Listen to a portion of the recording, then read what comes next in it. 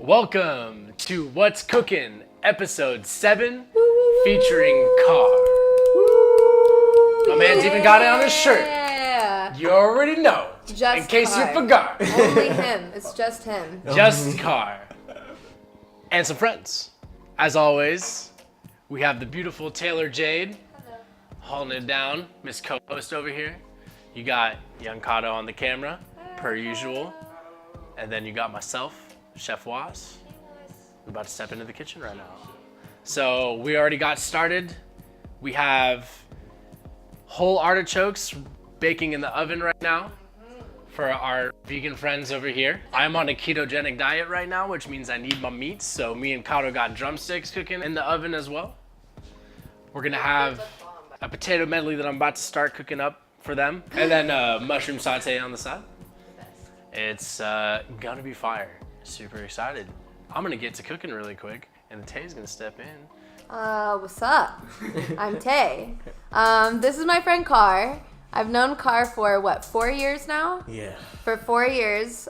We both met as dancers. And I appreciate Carr's journey because it reminds me a lot of my journey, but obviously a way different way. Yeah, for sure. But Carr is actually the only other person I know actively pushing towards being a creative director. Amazing. Yeah. I've literally never met anybody else in our field that is working towards that right now. It's very much like dance, and then maybe in the future they'll get lucky enough to be one because they just worked their way up. Facts. Yeah. Whereas we're studying the craft beforehand. We need it. Yeah. Yeah. So we both met as dancers. He's done some really cool stuff, danced on Ellen, and that wasn't the first year that you moved here, literally. Yeah, so that's pretty cool. That's pretty tight. It's so cool. So Yeah. I mean, you tell us. You talk about yourself. I was working with a guy named Evan Moody, and we were working together. We were all in the same group of friends. So when I moved out here, I stayed with this guy named Tony Caraba, who moved. Shouts out. Flew out the country now. He's great photographer, great dancer, great guy. I met Evan through Tony, and then myself, Evan, Ken, who was also another roommate in the Tony house, and Damian Laverne at the time. Mm-hmm. Yeah, we did. We shot this little quick hit the Quan concept video, but it was with David Moore, and I had just moved here. Who's a bigger choreographer for the people who are not dancers? Yeah. Bigger choreographer, super awesome, creative director. And that was kind of in the his ascension of I want to create better concepts and do these things. I remember that was the first time I saw one of the, what was that called, the hoverboard. Oh things. yeah, the hoverboard. And he shot on, and it was crazy. So we shot that just kind of for fun. Yeah. And then it kind of popped Blew off up. and went viral. Yeah. And then the artist saw it. Mm-hmm. Reached out, and then next thing you know, we were on Ellen. We did that, and then myself and Ken went and did the Real Daytime show as well. I started my first dance team. I was in high school. Just had a couple friends who just kind of wanted to kick it, and we performed maybe twice, but we would get together every week and have rehearsals or just hang That's out awesome. or have dinner. And that was my first experience with dance as a community element. Mm-hmm. Everyone kind of came from different walks of life, and we were all adjacent to some potentially really negative things. Right. You know, the environment was it was just it was easy to kind of slip into other things, and so I think that us all having each other kept us out of trouble, which was really great. And so when I moved to college, we started another team called Entropy, which is still actually present. They just they just had actually their annual charity showcase this past weekend, which was great. It was more about people just need something, and I understood that. So when I was just kind of dancing and there wasn't an environment for our style of dance, we were really thinking about street dances. I was really into crump at that time and house dance. We had one of my friends was really into popping and breaking, which are huge community dances. Right. But there was nothing kind of for us there, at least not immediately. And so we all just kind of started hanging out. And then in order to do certain things on the campus, we had to become official university organization, which opened us up to a lot of other things. Right. And now it's still running. And 4 years in college, Bachelor of Science in psychology and entrepreneurship, university honors, departmental honors. We'll go ahead and hit all that real quick. And then I was like, well, there's more for me. Right. There's like way more for me out here. And so I finished my degree.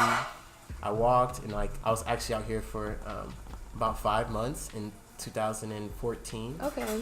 And then the university like emailed me, and there was like an issue with like 3 credits or something. It was crazy, and I had to go back. After you had already thought you finished it. After I had already walked and everything, yeah. For all intents and purposes, it was done. So I had to go back and finish horrible. for 6 months, and that was like probably the hardest. I think it was really there just like to ground me again and to like show me like what I was really working for, and really how quickly that it could have been like gone. You know. Right. The like universe knew that I actually wanted more, right? And so not being like having it kind of be like removed, and I had to go back and like work. So it was all really from my perspective, I think. So then I finally finished 6 months, come back, LA, and now almost 5 years. What would you say is the biggest thing you took away from that challenge? You mentioned it being a humbling experience, right? Mm-hmm. Which I could definitely imagine. Yeah. You know, thinking you're done with a chapter of your life, and then you have to go back and re-engage in that chapter of your life. So, what do you think was the most challenging thing that you had to face? And then also, what is the biggest lesson that you gained from that? I had a lot of cognitive dissonance about leaving in the first place, and so I thought that that was the universe telling me that I was supposed to be back. Right. And so in my like personal relationship, I just wasn't treating people well.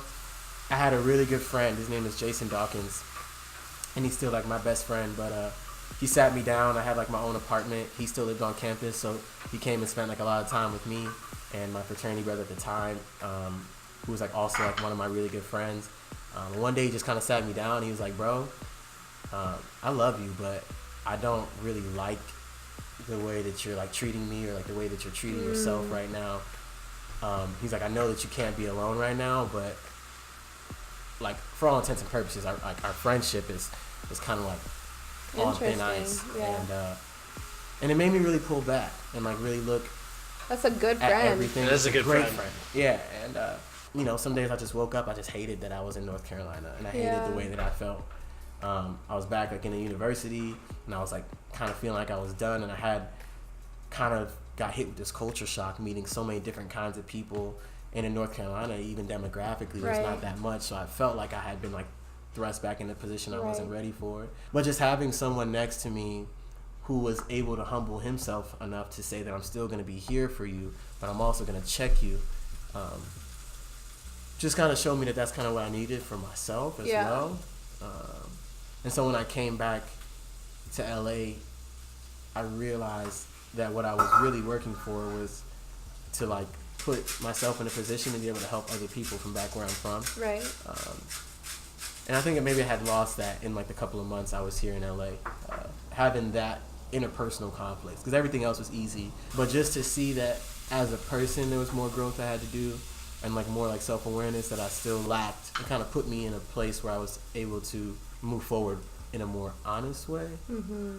For a while, I was like doing this like complaining thing of like, oh, I don't like the way that dance videos are going, or I don't like the way that this is going. And I was like, well, we got to do something about it. We got to give people more to kind of work with.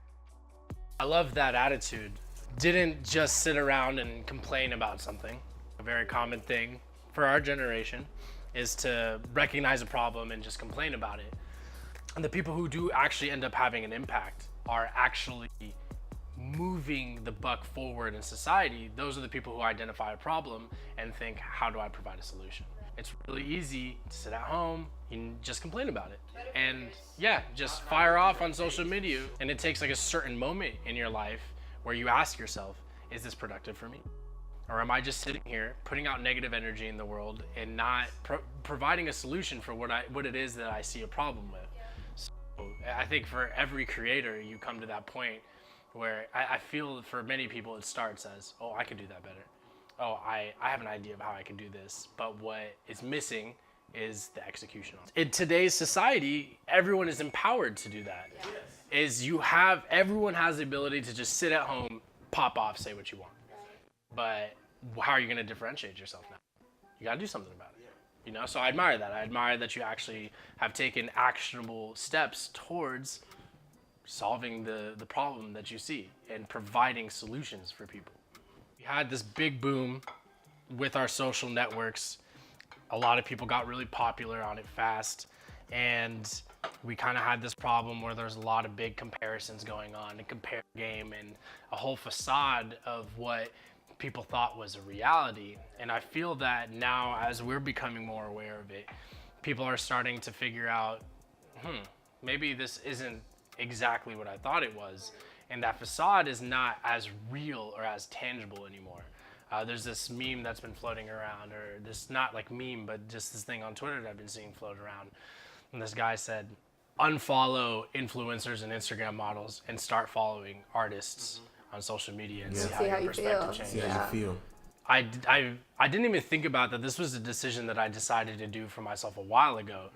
And I went even deeper and just really started cleansing out who I followed and started making it a focus to follow pages that inspired me. Yeah. Right. And now every time you scroll, shifted my perspective. Yeah. Completely. You know, you stop comparing yourself and you start to also think like, yo, maybe those things that I thought were real are actually not as real. And then you start focusing on yourself and the lane that you want to create for yourself. And you start focusing on your vision rather than comparing your vision to someone else's vision. And that shifts the entire reality of what is possible in your mind.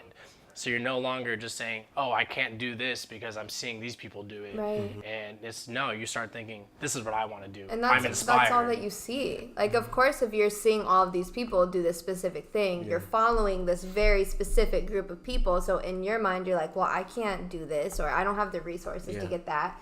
You go and follow those people. You go follow, like, real artists, the you, myself, the people who paint have 100 followers.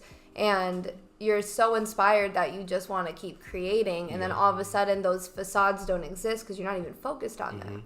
They cannot exist because you do not see them every single day. I don't see Kim Kardashian and Kanye West every single day. No. I see come up artists in different countries that I know I want to fucking collab with when I go to different countries. And that, I think, is so important. What you're feeding your mental with, 100%. Period. Just what you're scrolling past every single day. It's so important. Very important. Which I feel like all of us do a very good job at, using our influence, no matter how big or how small it is, to completely talk about our truth at all times, which is going to get the people that we need when it's time. But I know we have this conversation all the time, like, sometimes you're just like not ready for it yet, but you know that it's coming. So we were talking about, Wasil and I were talking about this yesterday, the people that blow up at a young age, like, turn out to be really weird. Especially the people that even just blow up really fast in general turn out really weird because their ego has so much, like, they just got thrown into the ringer. And that's tough. With themselves and their ego. So we were talking about how important it is and how grateful we are that, like, I personally did get to experience my Instagram growing really fast, and I also experienced how I felt inside. I felt my ego do some weird things, and I felt, okay, I'm going to take a step back, and now I'm going to be the person on the ground doing this behind-the-scenes work so I can work on myself, so I can handle all of this blow-up way better, you know? So this is Carr. If you guys don't know yet, now you know. Now you know. Upcoming creative director, my brother of like 4+ years. Originally started off as good friends on Twitter, actually, really, which Changed that's my just life. a whole nother, we can't even get into that.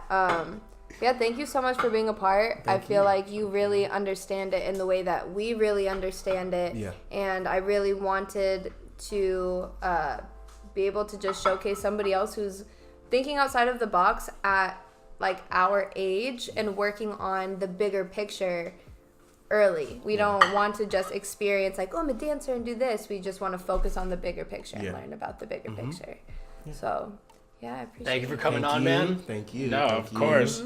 It was really refreshing speaking to someone with a similar perspective as yours. So crazy. Wow, that looks amazing. To be honest, I don't know how to eat a whole artichoke. We'll teach you. It's gonna be a nice little process. But here you you. go, guys. That's Wow, crazy. that smells so good. Oh man. That's it. What's Cookin'? Episode 7 featuring Carr. Tune in, subscribe, like, comment, do whatever you like. Catch you next time.